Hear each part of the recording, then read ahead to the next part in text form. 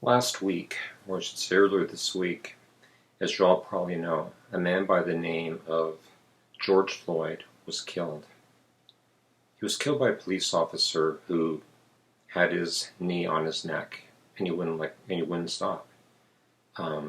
George Floyd himself pleaded for the man to take the knee off because he couldn't breathe. There were others standing around who asked the police officer to do that, but he didn't. He kept it on for a number of minutes until finally George Floyd died.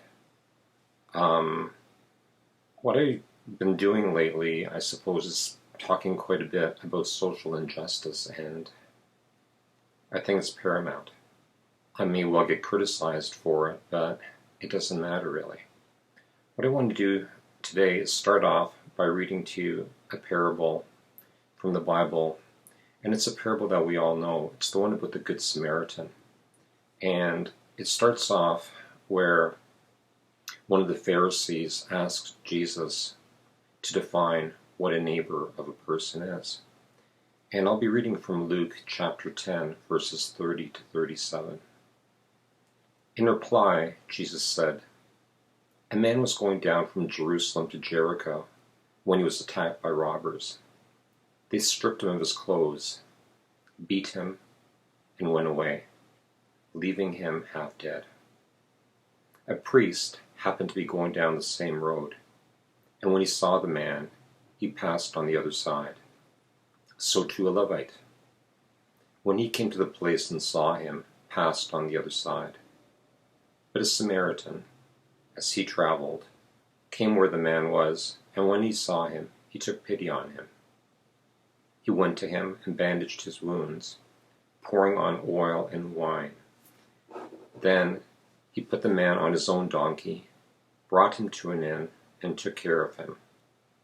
The next day he took out 2 denarii and gave them to the innkeeper.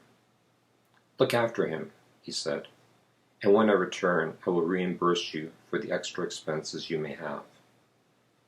Which of these 3 do you think was the neighbor to the man who fell into the hands of the robbers?" The experts in law replied, "The one who had mercy on him." Jesus told him, "Go and do likewise." Now, normally when I've preached on this parable, I've stressed the definition of who one's neighbor is, and the fact that the priest or the Levite, who were from the same background as the injured man, didn't help, but in fact a Samaritan, who was from a completely different, even let's say outcast group of people, did help. But that's not what I want to talk about today, because there's another aspect to this.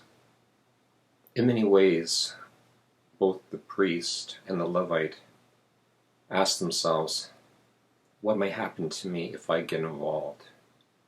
There's a degree of fear that if I stop to help this person, am I putting myself in danger? But instead of asking, what might happen to me if I get involved, the third man asked, what might happen to this person if I do not get involved? And that, my friends, is largely why I speak on social issues. I'm not there. I can't help the person physically. In fact, to be honest with you, I don't know if I'd have the courage to do it. I might chicken out too and go on the other side of the road. But at the very least, I have to speak out and I have to try to help. There's a quote that I read this week from Nicky Gumbel. And Nicky Gumbel, he's a person that I greatly respect, and he runs the Alpha program across the world. And he said the following: "When injustices around the world are screaming that your life is of no value, the church cannot remain silent. Apathy makes excuses. Love finds a way." So I really think we're called upon, as Christians, as Jews, as Muslims, as human beings, we're called upon to call these issues out, to speak out, to defend the people who are really being taken advantage of. We can't just sit on those sidelines and pass by on the other side of the street. I know that after a day or three, before any arrests were made in this case, there have been riots, and those riots are still going on. Now, nobody condones riots.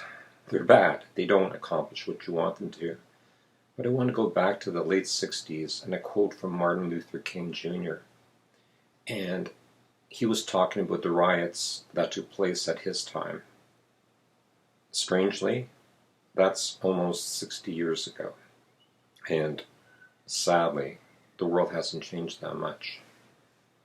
And what Martin Luther King Jr. said at one of the universities, I believe Stanford University, was the following: I think America must see that riots do not develop out of thin air. Certain conditions continue to exist in our society, which must be condemned as vigorously as we condemn riots. But in the final analysis, a riot is the language of the unheard. And what is it that America has failed to hear? It has failed to hear that the plight of the Negro poor has worsened over the last 2 years. It has failed to hear that the promises of freedom and justice have not been met.